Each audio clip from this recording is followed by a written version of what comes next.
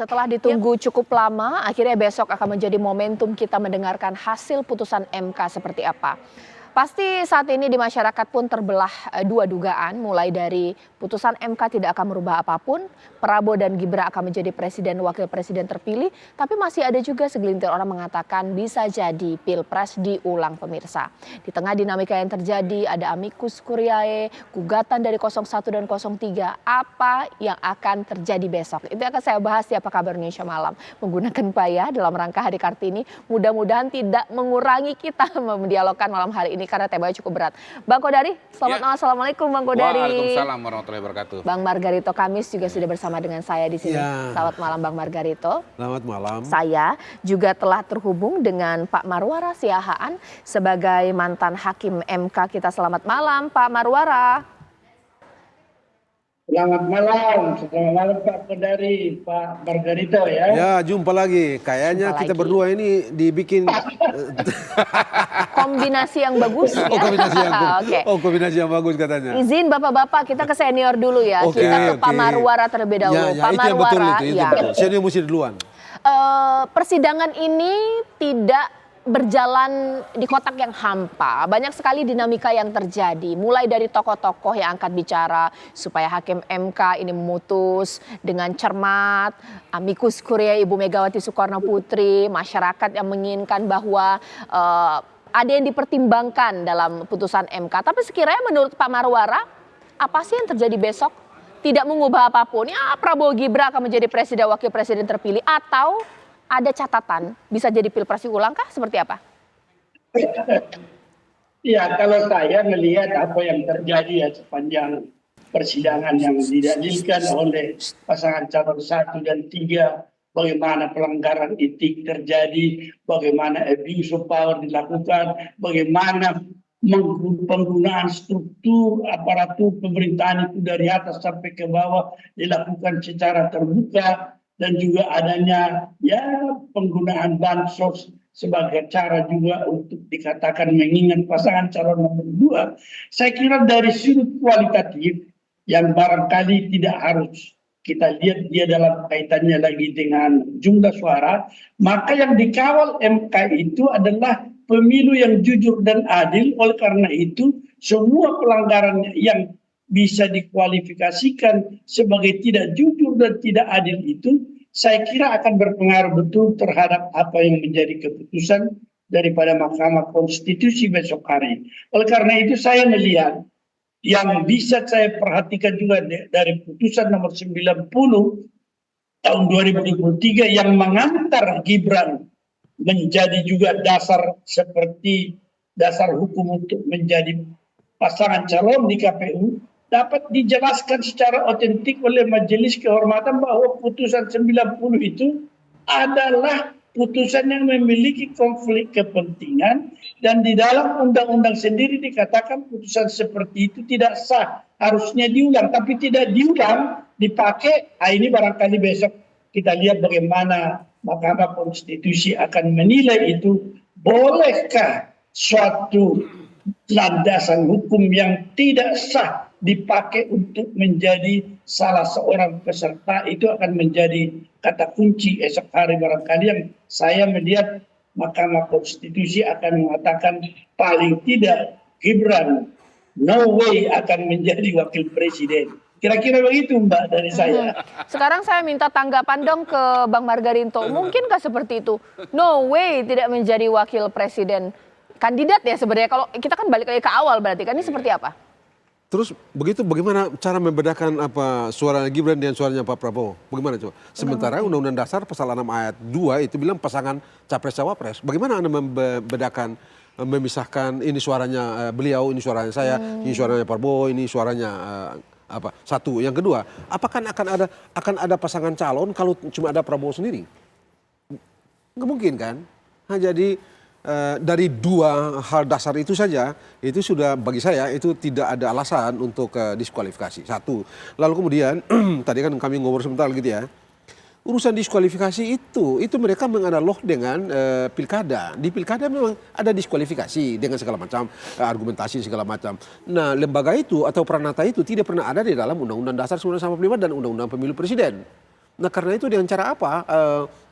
Nah sementara kalau dalam ilmu hukum itu ya, Anda membuat analogi, itu unsur-unsur yang mau dianalogikan itu mesti memiliki keserupaan, memiliki kemiripan dengan hal yang dianalogi. Tanpa itu tidak bisa. Nah pilpres dengan pilkada itu dua hal yang berbeda. Saya bantah itu di dalam sidang Mahkamah Konstitusi pada waktu itu. Karena Mahkamah Konstitusi hendak menyamakan. Walaupun sebenarnya Mahkamah Konstitusi menyamakan itu tidak di amar tetapi hanya di pertimbangan. Jadi saya kira begini deh kalau gampang ya begitu. Tadi kan Anda bilang begini, mungkin nggak ini apa tadi itu diulang setengah begitu. Nanti anak-anak bilang mimpi kali gitu itu. Karena memang tidak memungkinkan dari segi ilmu gitu ya.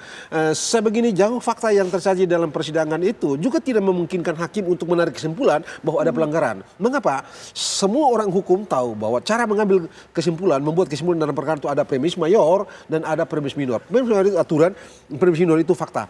Apa yang tersaji dalam persidangan? Enggak ada. Kan saya bilang di tempat ini beberapa hari yang lalu itu. Sidang itu mesti memeriksa hasil dulu. Hasil itu, beliau ini juga ikut itu ya. Hasil itu tidak pernah, angka-angka itu tidak pernah sama sekali diperselisihkan. Ya mereka perselisihkan ini kan semua itu tuh. Bansos, pendaftaran Pak Gibran, pengangkatan pejabat, gubernur, bupati, dan wali kota, plus. Ya itu dia kurang lebih 3 isu besar itu yang dipersoalkan oleh pasangan 1 dan 3. Dan itu kan sama sekali tidak ada kaitannya dengan hasil. Oke, Bang Kodari melihat ini seperti apa? Berarti kan ada terbelah. Kalau bisa saya tambah begitu. Karena itu, bagaimana caranya Mahkamah Konstitusi itu mengambil kesimpulan bahwa ada peristiwa pelanggaran dan bla bla bla itu? Karena tidak ada, enggak susah. Apa yang dikatakan oleh Pak Marwara dan juga Bang Margarito ini juga terjadi di masyarakat bahwa ada dua opini, ada dua logika ini, tapi kan kita tidak tahu apa putusan dari Hakim MK, Bang Kodari. Pertama kalau bicara masyarakat ya. Saya barusan baca survei dari Indikator Politik Indonesia mengenai kemungkinan pembatalan terhadap atau diskualifikasi terhadap Prabowo Gibran. Itu yang menyatakan tidak setuju 63%, yang menyatakan setuju 27%, dan sisanya sekitar 10% tidak tahu atau tidak menjawab. Jadi mayoritas masyarakat Indonesia tidak setuju ada pembatalan. Lepas dari apa argumentasinya. Dan angka 63 itu menurut saya menarik karena perolehan suara Prabowo Gibran itu 58% ya. Oh iya, 58%. Iya. Berarti jauh lebih tinggi dari perolehan suara. Jadi ada yang tidak memilih Prabowo Gibran pun sebetulnya ikut juga menolak adanya pembatalan itu gitu. Tetapi mengenai pendapat dari Pak Ara Sihaan dan Bang Margarito Kamis, saya kira mungkin menarik nanti kalau kita lihat komposisi hakim dari 8 itu, apakah misalnya 8-nya menolak semua, atau misalnya 8 menerima semua petitum dari 01 dan 03, atau nanti ada terminologi yang kemudian populer setelah keberadaan MK, yang namanya dissenting opinion itu ya. Tetapi kalau saya pribadi sih, memang melihat sebetulnya dari awal harusnya gugatan ini kalau bicara formal ya itu tidak diterima begitu, karena kan syarat yang disampaikan oleh Pak Margarito tadi mengenai angka-angka yang tidak disetujui yang merupakan syarat formal proses ini itu tidak tersedia, tidak diberikan oleh 01 dan 03 begitu. Tapi mungkin itu diskresi dari Hakim Konstitusi untuk menampung proses ini agar bisa berjalan, artinya ketidakpuasan itu tetap diproses, katakanlah begitu. Oke, baik. Tapi selain tidak bisa. Oke, nanti sesaat lagi Bang, jangan kita gas terus di sini ya. Mentang-mentang 02 oke gas ya. Oke, sesaat lagi nanti kita bahas bahwa pertimbangan Hakim MK malam hari ini apa sih selain memang pertimbangan hukum, tidakkah kemudian ini juga dipengaruhi oleh bagaimana masyarakat mempersepsikan terkait kasus ini? Karena kita tahu ini karangan bunga terus berdatangan ke MK, bernada sindiran sesaat lagi. Saya akan kembali bertanya kepada Pak Marwara Sihaan ini, Pak, sebenarnya ada tidak sih pengaruhnya ini apa yang nanti akan diputuskan oleh Hakim MK, dinamika sosial yang terjadi di masyarakat. Kita tahu bahwa karangan bunga dikirimkan ke gedung MK bukan bernada positif tapi sindiran, Pak Marwara. Saya belum memperhatikan baik sindirannya seperti apa kira-kira bisa. Baik, kita lihat dulu ya. Saya jauh di Sumatera. Tapi kalau misalnya Bapak sebagai Hakim MK, membaca tidak sih kalau ada dinamika masyarakat yang protes, mengkritik, mengharapkan keputusan tersebut sesuai dengan logikanya, Hakim MK mempertimbangkan itu atau tidak? Atau kita hanya sesuai dengan fakta hukum saja atau bagaimana, Pak? Ya, saya kira semua faktor-faktor itu tentu mempunyai pengaruh, tetapi pengaruhnya itu apa tentu dilihat dari sudut kaitannya dengan masalah yang sedang dihadapi. Kalau misalnya kita mengatakan sekarang kritik atau sentilan masyarakat itu merupakan juga salah satu indikator terhadap gejala tertentu atau pelanggaran tertentu atau tafsiran tertentu terhadap apa yang terjadi, dan kemudian inilah barangkali yang penting sekali kalau saya sebagai bekas hakim tentu menunjukkan bahwa ada alat bukti yang seringkali diabaikan oleh semua pihak berperkara, yaitu yang dinamakan petunjuk-petunjuk yang merupakan peristiwa yang seolah-olah lepas satu sama lain, tetapi ketika dia dikaitkan dengan seluruh rangkaian yang ada, baik bukti, ahli, kesaksian, data, dia kemudian dirangkaikan dengan itu, maka hakim itu akan melihat dari sudut nilai, dari sudut perilaku dan pelanggaran yang tentu itu tidak selalu kita hubungkan dengan angka yang diperoleh kalau dalam pemilihan umum, tetapi pelanggaran. Karena konstitusi itu, kalau mau dikatakan membaca konstitusi juga adalah membaca moralitas daripada konstitusi. The moral reading of the constitution itu artinya muatan konstitusi yang dikawal MK itu di dalam kejujuran dan keadilan pemilu misalnya adalah muatan moral dan etik. Sehingga kalau dia mengkaitkan seluruh peristiwa-peristiwa yang seolah-olah tidak ada kesinambungan satu sama lain, itu bagi hakim ketika dirangkaikan, dia bisa memberikan bukti yang cukup dan menambah keyakinannya, termasuk tadi dengan beberapa rangkaian protes atau sindiran yang ada di tengah-tengah masyarakat. Saya kira demikian kita biasanya melihat, ya saya kurang tahu bagaimana hakim yang lain, tapi kalau saya bedanya seperti itu. Oke, kembali ke Bang Margarito, sindiran ini memang macam-macam, ada yang mengkritik terkait bansos, tapi ada juga membela bahwa bansos tidak ada hubungannya dengan memilih Prabowo Gibran. Nah kira-kira ini Hakim MK kata pengaruh lupakan tidak? Barang itu. Lupakan, kenapa? Lupakan barang itu. Begini, enggak ini supaya ini TV ini ditonton banyak orang, supaya ada edukasinya secara benar gitu ya. Dalam hukum, baik dalam hukum Islam maupun dalam hukum sekuler Barat itu titik tolaknya hukum, teks. Di Islam itu kalau Al-Quran tidak mengatur jelas, Anda pergi ke hadis. Kalau tidak itu tidak jelas di situ, baru Anda bicara istihad. Di istihad itulah baru Anda bicara mengenai segala macam ini. Jangan bikin kacau, sama saja yang di hukum di Barat ini, hukum yang kita pakai ini, titik tolaknya undang-undang. Nah, kalau undang-undang ada cari di PP, baru seterusnya ke bawah. Kalau ini semua tidak ada atau tidak jelas, baru Anda bicara mengenai analogi. Analogi, Anda melakukan interpretasi analogi, saintifik segala macam. Pada titik itu baru Anda mulai berhitung sedikit mengenai ini. Tidak bisa Anda bertolak dari sini, ngaco itu, bikin kacau. Jadi enggak lah, satu ya. Yang kedua, begini, kita juga mesti bilang kepada orang-orang ini, semua gitu ya. Putusan MK itu tidak menyatakan putusan 90 tidak sah. Tidak. Sama sekali tidak ada. Jadi dengan cara apa mengatakan putusan MK yang nomor 90 yang dengan itu Gibran didaftarkan? Ya nanti Bang Marwara ya boleh ditanggapi. Nah, ini sudah nanti undang-undang sendiri yang menyatakan itu menurut kekuasaan kehakiman. Oh, begini. Tidak sah begitu. Setuju Pak Maru, Untuk itu harus ada tindakan menyatakan tidak sah. Putusan harus dicabut dengan putusan. Sah dengan sendirinya, tidak dengan sendiri atau tidak demi hukum mencabut. Harus ada pernyataan itu dicabut. Karena itu maka diperintahkan untuk lakukan sidang. Adakah sidang mencabut putusan itu atau tidak? Tidak ada. Tidak ada. Jadi karena tidak ada, bagaimana caranya mengatakan tidak sah? Bagaimana caranya? Nah kalau itu tidak sah, jadi sudahlah. Tinggalkan barang itu. Nanti kayak anak-anak kecil bilang, mimpi kali ya.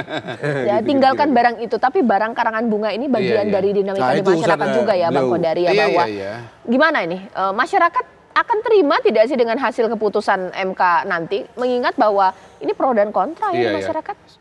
Tentu kita belum bisa mengatakan terima atau tidak karena kan keputusannya belum keluar.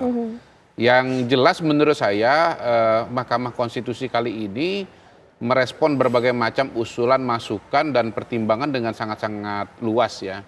Misalnya permintaan agar 4 menteri itu dihadirkan dalam Mahkamah Konstitusi. Itu diundang oleh Mahkamah Konstitusi, walaupun dibatasi bahwa yang bisa bertanya adalah Hakim Konstitusi. Artinya yang meminta keterangan adalah Mahkamah Konstitusi. Jadi mereka tidak ditempatkan sebagai saksi, tapi pemberi keterangan. Yang kedua, belakangan ini kan ramai yang namanya amicus curiae itu. Dan hari ini saya membaca juga bahwa dari sekian banyak amicus yang disampaikan, mungkin dalam bentuk tertulis itu ada 14 yang katanya dibaca.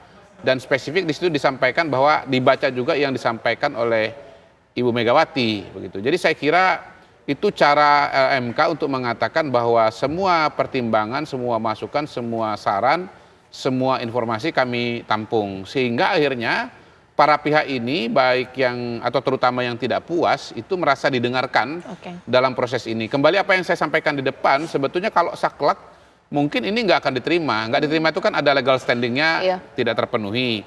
Ada juga prosedur formalnya tidak terpenuhi. Tetapi ini diterima gitu. Tetapi menurut saya Mahkamah Konstitusi diskresi dalam tanda kutip itu, kalau itu pun boleh disebut sebagai diskresi, itu berhenti di situ.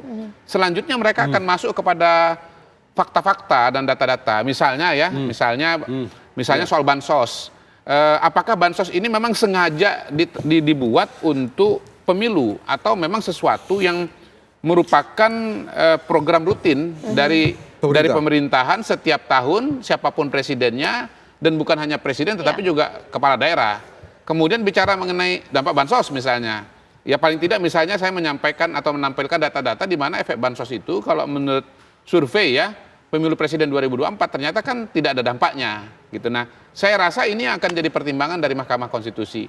Kalaupun misalnya ada pertimbangan politis lagi, saya kira mungkin bukan karangan bunga, bukan karangan bunga.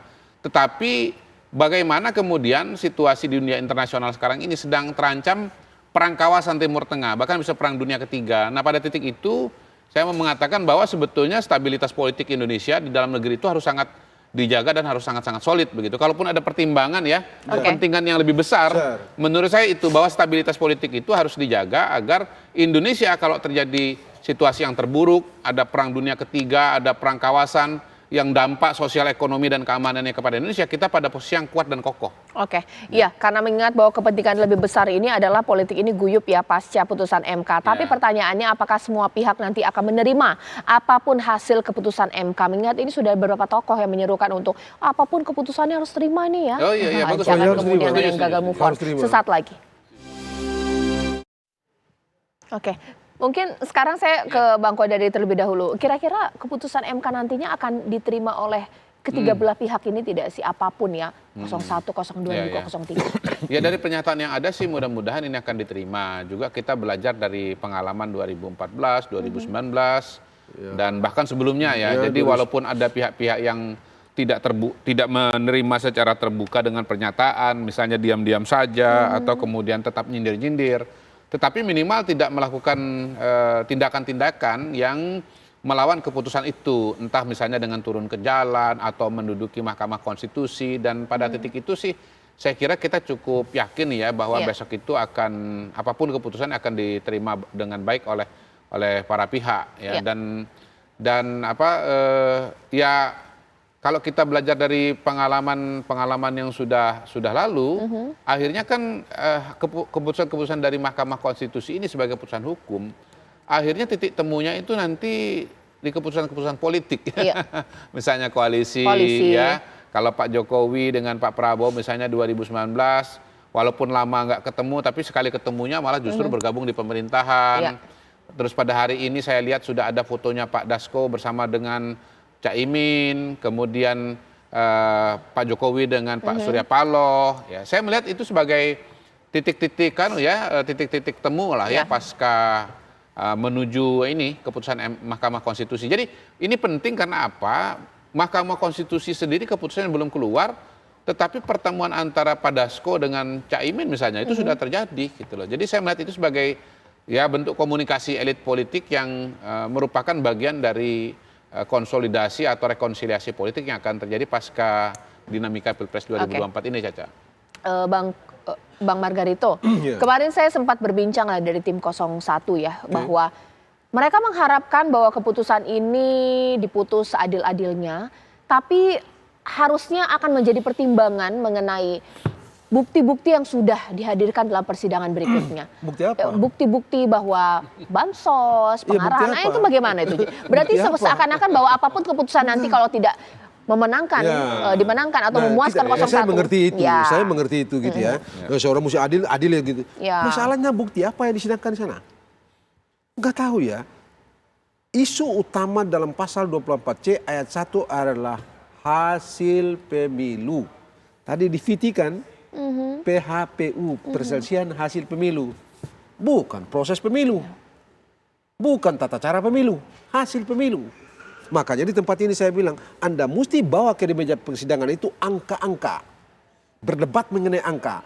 Yang perdebatan itu tidak tuntas di sana di KPU, lalu dibawa ke sini. Itu ya. Ada enggak? Satu saja kecamatan atau satu kelurahan saja angka yang diperdebatkan sana. No? Bansos. Satu karung beras 5 kilo. Dibawa dari Medan kalau nggak salah tuh, ke dalam situ. Itu doang. Begitu doang. Lalu ini baru apa nih? Lalu kemudian kalau konsep 27% tadi beliau bilang 27% angka 29% angka pengaruh bansos kepada, di mana pengaruh itu? Apakah angka itu diperoleh dari penelitian terhadap pemilu ini hukum loh. Bukan kita bicara ilmu di dalam di dalam ruang kelas. Bukan. Ini hukum. Bukan jurnal akademik. Bukan jurnal akademik ini loh. Ini sidang Mahkamah Konstitusi. Di sidang di pengadilan gitu. Jadi ini mesti ditaruh dan itu semua kan nggak ada. Nggak ada gitu ya. Jadi bagaimana caranya? Ada yang saya paparkan, ada riset itu, tapi justru menunjukkan tidak ada pengaruh bansos. Nah itu dia apalagi itu pemilih. Yang bilang ada pengaruh kan itu bukan riset pemilu. Bukan di sini. Bukan riset pemilu presiden 2024 kan. Sementara Anda mesti taruh itu di meja persidangan. Itu tidak ada. Lalu Anda minta suruh putus gimana ceritanya? Risetnya di Meksiko, di Kenya, di tempat yang lain. Iya. Pak Marwara, dalam beberapa kali perbincangan dengan tim 01 dan 03 itu jawabannya kan selalu sama ya. Kita menerima hasil MK nantinya, tapi aneh juga kalau bukti-bukti yang sudah kami ajukan ke pengadilan tidak jadi pertimbangan. Ini semacam quote and quote tidak akan bisa menerima 100% ya putusan MK nantinya. Bagaimana Pak Marwara? Ya, jadi kalau saya melihat apa yang menjadi sikap dari Pak Kodari dan Pak Margarito seolah-olah bahwa angka itu toh menjadi masalah. Tetapi lupa dia itu adalah suatu hasil dari proses. Jadi kalau misalnya proses itu ada pelanggaran nilai-nilai konstitusi, ada pelanggaran perilaku yang dikatakan tadi itu abuse of power dan lain sebagainya, itu sebenarnya merupakan ranah MK untuk mengawal dan mereka memiliki keleluasaan yang tinggi dalam menjamin bahwa tidak boleh ada di dalam proses sengaja atau tidak dilanggar konstitusi untuk mencapai satu angka yang diinginkan. Oleh karena itu kalau misalnya saya oke aja, kita terima besok putusan MK, tetapi juga pihak pasangan calon nomor 2 harus menerima juga kalau ada yang berbeda dengan apa yang menjadi gagasannya. Karena cara berpikir kita sangat berbeda. MK itu mengawal konstitusi dan nilai-nilainya, bukan mengawal angka. Karena angka itu adalah bagian konsekuensi dari proses yang timbul dari nilai-nilai dan perilaku, baik yang loyal terhadap konstitusi atau tidak. Jadi ini yang harus kita perhatikan nanti, jangan hanya terpaku pada angka. Kalau itu terjadi ya dari awal bisa juga kita setel itu angka. Apalagi kalau ada ancaman misalnya bahwa nanti perang dunia kita akan mementingkan kepentingan rakyat. Tetapi jangan dibenarkan pelanggaran kecil itu dibiarkan karena itu nanti akan membesar. Semua kekuasaan itu selalu dalam suatu dinamika untuk menjadi besar kalau tidak dikontrol. Dan itu juga pelanggaran-pelanggaran konstitusi yang terjadi. Saya kira kita sependapat bisa dalam hal itu sama-sama menerima. Tetapi cara berpikir kita melihat hasil MK itu nanti jangan dibatasi karena MK itu adalah pengawal nilai-nilai demokrasi dan yang jujur dan adil. tidak ada dalam soal angka saja. Tapi angka itu adalah merupakan proses akhir yang juga menentukan, tetapi proses itu juga merupakan harus didasarkan pada nilai konstitusi. Iya, Saya baik. kira ini pendapat saya ya. Oke, Bang Margarito. Nah, Iya. begitu juga output itu kan berdasarkan dari input yang ada kan. Masa kita tidak clear itu. pertimbangkan? Supaya hasil yang didapat itu dia beres, prosesnya kan mesti beres. Sementara Mahkamah Konstitusi kan diberikan kewenangan cuma periksa hasil. Iya. Itu sebabnya disediakan prosedur pemeriksaan di Bawaslu. Katanya tidak memuaskan lah ya. Belum. Anda lapor apa enggak? Oke. Yang pasal 90 itu dilaporin apa enggak? Enggak. Tadi di tempat ini saya bilang tahun 2014 saya berpikir persis yang ini saya bilang. Ini hasil lahir dari proses. Ke laut argumentasi itu. Iya. Mahkamah Konstitusi ini nih. Iya. Laut itu. 2019. Ya, saya Laut juga. tambah- 1 ya. Saya tambah, saya intervensi gitu. Satu itu ya. Kalau misalnya ada kelalaian pengawas dan penyelenggara, tidak boleh dibiarkan ada keputusan Mas, maupun putusan yang bertentangan dengan setuju. konstitusi. Itu harus dikorek pada tingkat Setuju. lain di MK. Ya. Nah, setuju. Masalahnya adalah yang sudah dibawa ke dalam Mahkamah Konstitusi itu semua tersangkal. Jadi bagaimana caranya menjadikan itu sebagai basis untuk berkesimpulan Oke. ada pelanggaran? Ya, Bagaimana caranya coba? baik. Saya sudah Iya. nangkap ya. Fakta itu udah diperiksa loh dalam persidangan. Berbeda cara melihat kita ini, saya kira. Ya. Karena Oke. fakta itu dipakai persidangan, ya. Sebab misalnya begini, kita potong dulu gini. Misalnya orang-orang itu bilang ada bansos bla bla bla. Orang Iya. ini sangkal. Iya. Dua juga dari kubu Pietra itu, dua orang menyangkal pernyataan mengenai bansos memiliki pengaruh atau ya memberikan sumbangan signifikan perolehan suara 02. Ya. Disangkal kok dan valid. Kalau Baik. kita lihat dari pergi penalaran orang yang belajar statistik gitu, orang bisa ngomong, oh iya, Oke. iya. Baik, hukum ini kan dan politik ini bermain di dunia yang berbeda, Bang Kodari. Iya. Hukum kaku. Iya. Dengan sudut pandang hukum, pasal-pasal Iya, dan iya, aturan. iya. Politik ini cair. Menurut Bang Kodari, ini awal-awal aja rame. Nanti juga satu-satu juga. Bagaimana Bang Kodari? Iya. Iya, Pasca putusan pertama MK. kalau kita kembali pernyataan Caca tadi, itu kan pernyataan dari tim hukum 01 Iya. dan 03 ya. Kalau saya mau lokalisir ya saya garis bawahi, itu kan tim hukum. Iya. Nah, pada hari ini kita bicara 3 pihak saya kira. Pertama tim hukum, pasangan calon presiden wakil presiden. Yang kedua pasangan calon presiden wakil presiden itu sendiri. Yang ketiga itu partai politik. Gitu. Jadi antara 3 ini bisa jadi sejalan, bisa jadi nggak sejalan. Nah, saya melihat kecenderungan bahwa ketiga hal ini sudah mulai terpisah satu dengan yang lain. Gitu. Kita lihat misalnya bagaimana proses hukum di MK masih berjalan, tetapi Pak Surya Paloh misalnya sudah mengucapkan selamat, sudah bergandengan tangan dengan Pak Prabowo misalnya. Caimin. Iya, Caimin misalnya. Walaupun Caimin misalnya belum muncul ketemu dengan Pak Prabowo, tetapi sudah dengan Pak Dasko dan lebih belakangan dibandingkan dengan Surya Paloh dengan Prabowo. Dan saya kira itu wajar karena kalau Anies Baswedan itu bukan pengurus Nasdem, Surya Betul. Paloh bukan calon presiden, tetapi Muhaimin itu dia ketua partai tapi sekaligus juga jadi calonnya. Jadi dia pasti akan melakukan pertemuan tuh di ujung-ujung dan benar-benar di ujung. Saya kira itu video atau foto tuh baru hari ini atau baru kemarin begitu. Jadi saya melihat sudah mulai terjadi perbedaan antara calon presiden dengan partai politiknya gitu. Mungkin yang agak linear itu hanya di PDI Perjuangan saja. P3-nya pun juga sudah mulai cair, komunikasi dan sudah mulai cair begitu. Jadi kembali lagi nanti kalau misalnya tim hukumnya ini ternyata menyatakan tidak menerima atau menolak, maka kemudian proses-proses selanjutnya kan sebetulnya secara hukum sudah berhenti kan. Akhirnya prosesnya proses politik.